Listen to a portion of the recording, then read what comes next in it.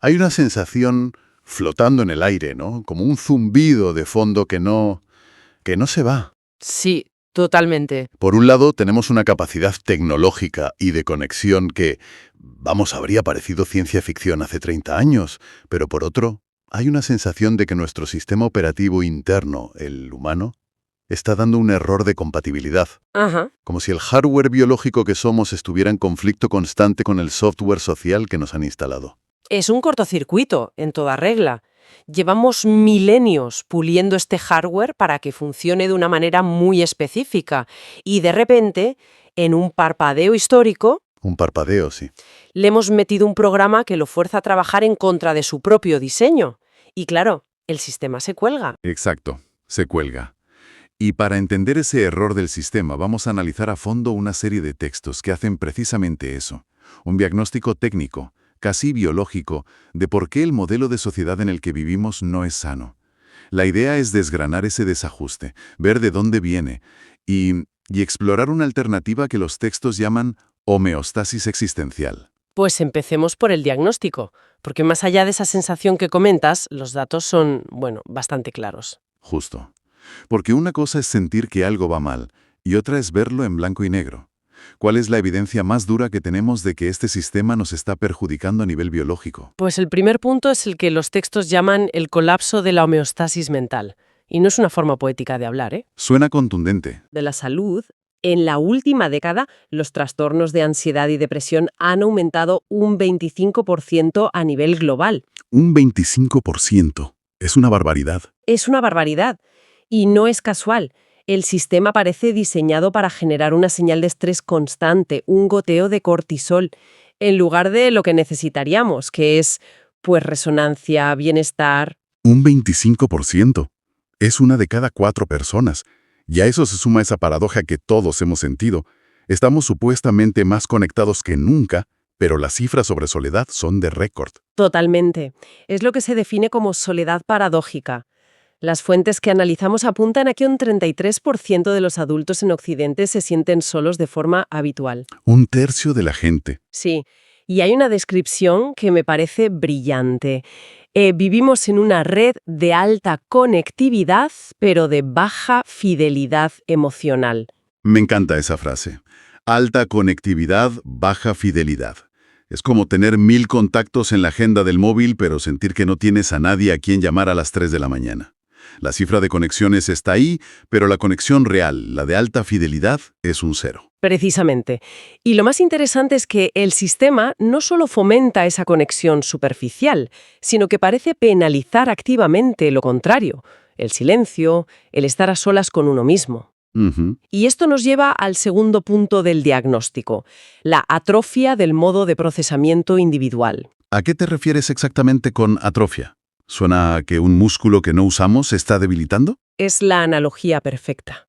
El scroll infinito de las redes sociales, el bombardeo constante de notificaciones, todo eso está formateando nuestro cerebro. ¿Nos entrena? Nos entrena, sí, para procesar ruido, información fragmentada y de bajo valor a una velocidad altísima.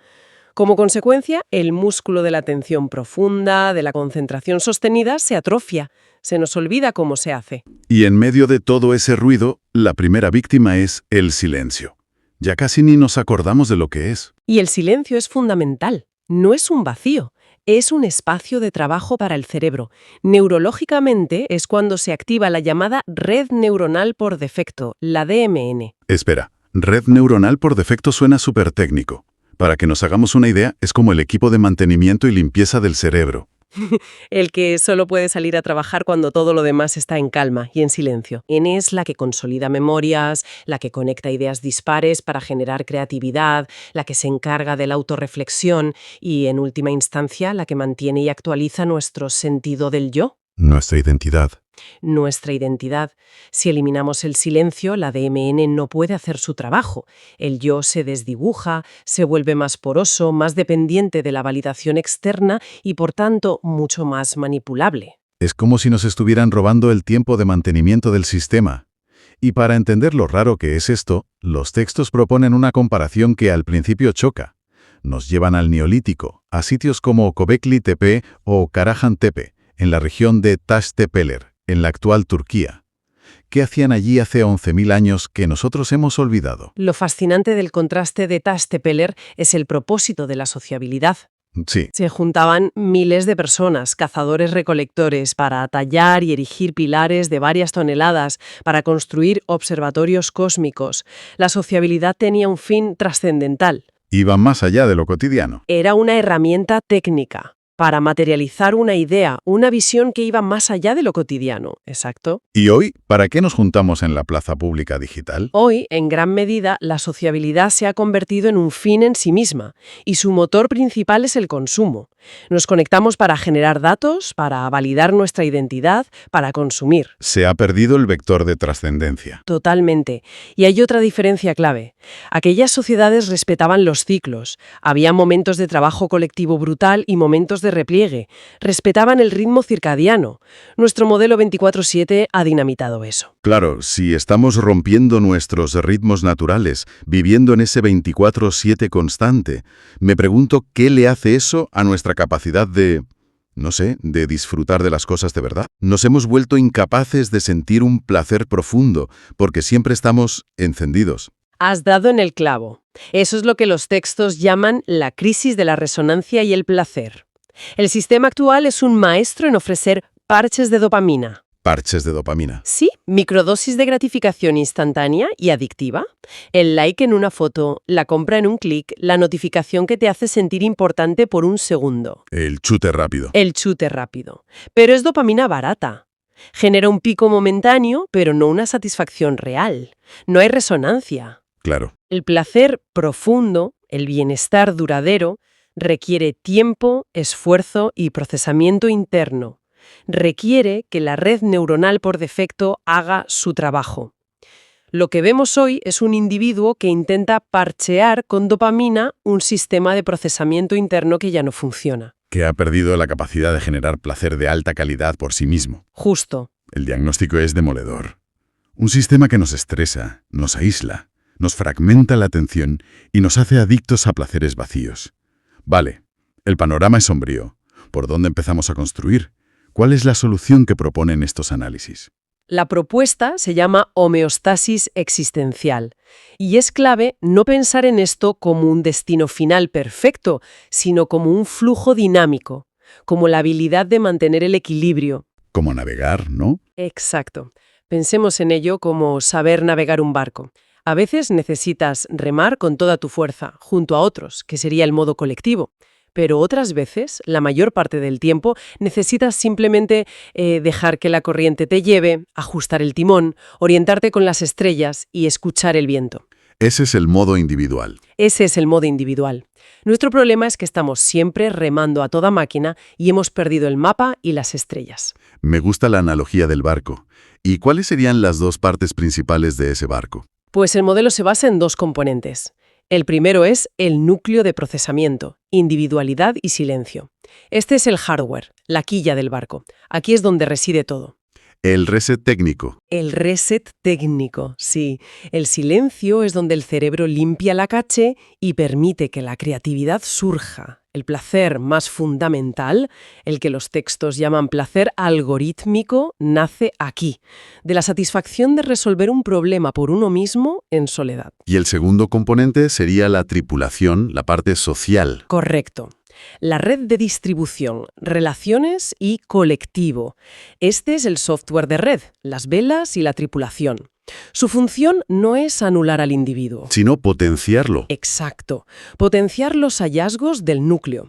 Las relaciones de alta fidelidad nos permiten validar nuestra conciencia y contrastar ideas, y el colectivo es el multiplicador, donde la visión individual se materializa en algo grande. Como los constructores de Karajantepe. Justo, eran especialistas, cada uno maestro en lo suyo, colaborando para levantar un pilar, no una masa informe empujando sin dirección. Lo que me parece más provocador de todo este modelo es que le ponen cifras. Hablan de una proporción muy concreta para este equilibrio. Sí, y aquí es donde el análisis se vuelve muy prescriptivo. La conclusión técnica es que para un funcionamiento óptimo, el ser humano necesita un sistema de geometría variable con un equilibrio muy definido. Proponen que necesitamos pasar un 70% de nuestro tiempo en modo de autonomía individual. ¿Un 70%? Pero eso es ir completamente en contra de lo que nos exige el mundo. Desde luego. Un trabajo de 9 a 5, reuniones constantes, notificaciones del jefe a las 10 de la noche, compromisos sociales. ¿Cómo se supone que alguien puede reclamar ese 70%? Suena casi utópico. Es un objetivo radical, sin duda. Pero la lógica biológica detrás es que ese 70% de autonomía, tiempo para pensar, para decidir sin interferencias, para el silencio, es lo que mantiene la integridad de nuestro sistema. Es el mantenimiento preventivo. ¿Y el 30% restante?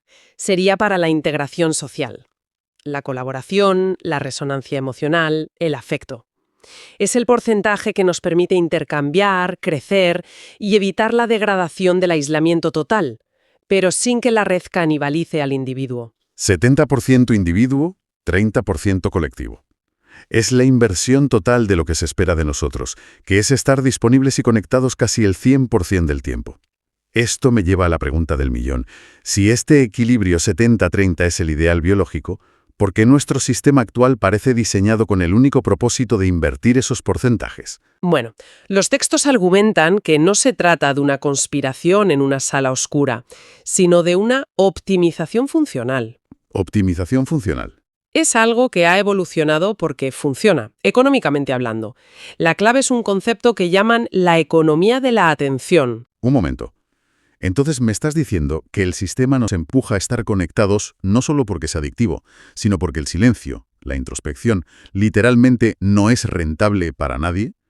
Eso es una idea muy potente y un poco siniestra. Es exactamente eso. El dato es simple y demoledor. Un individuo en estado de introspección, en silencio, leyendo un libro o simplemente pensando, consume casi cero. No genera datos. No genera datos, no interactúa con plataformas, no hace clic en anuncios, no compra.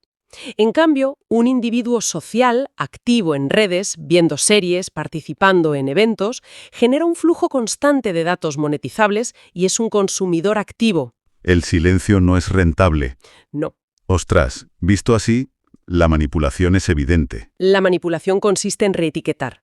La soledad y la introspección pasan de ser vistas como estados necesarios y sanos a ser patologizadas. Se convierten en algo malo. Se convierten en sinónimos de tristeza, fracaso social, ser raro. Se nos educa para sentir pánico al silencio y a la soledad, porque el objetivo del sistema es reintegrar al individuo lo más rápido posible al ciclo de consumo y producción de datos. Nos han convencido de que nuestra identidad se construye con la validación externa, cuando técnicamente es un proceso que se cuece dentro. Exacto. Entonces, si lo ponemos todo en orden, ¿cuál es la jerarquía correcta que deberíamos intentar restaurar? La jerarquía funcional, la que es biológicamente sana, es clara. La individualidad es el soberano. Es en la conciencia individual donde reside el pensamiento crítico, la creatividad, la capacidad de sentir y de crear una visión. ¿Y la sociedad? La sociabilidad es el servidor. Es una herramienta potentísima, un puente para intercambiar recursos, obtener seguridad, afecto y, sobre todo, para amplificar y materializar las creaciones del soberano. Y el problema actual es que el servidor ha ocupado el trono y ha encerrado al soberano en el sótano. El servidor ha empezado a dictar las reglas, sí. El sistema está corrupto.